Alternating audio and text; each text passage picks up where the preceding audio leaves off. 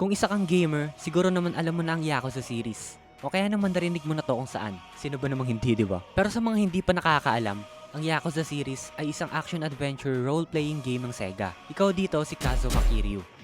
Ang sobrang bangis nating bida. Isang miyembro ng Tojo Clan. Isa sa pinakamalaking Yakuza syndicate sa series na to. Susundan natin ang buong kwento niya sa fictional world ng Japan. Meron tong fast-paced beat-em-up combat na sobrang satisfying pero hindi komplikado. Meron itong maliit pero densely packed, bustling open world na pwede mong i-explore. At kung pagtitripan lang naman ang habol mo, hindi ka bibitinin ng larong to. Punong-puno kasi ito ng kalokohan. Tignan mo naman kasi itong si Mr. Libido.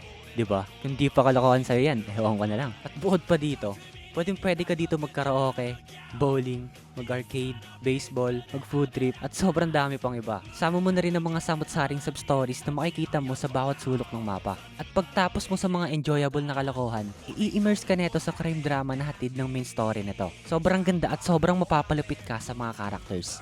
Pero sa dami ng Yakuza games, saan ka nga ba dapat magsimula? Meron dalawang game na kung saan maganda simulan ng series. Ito, ang Yakuza 0 at Yakuza Kiwami. Dalawang magandang game para simulan ng magandang franchise. Isa lang naman ang Yakuza sa mga paborito ang video game franchise. Kaya kung naghahanap ka ng lalaruin pre, madami-dami to at hindi ka neto bibiguin. Kaya ano pang iniintay mo? Laro na tol.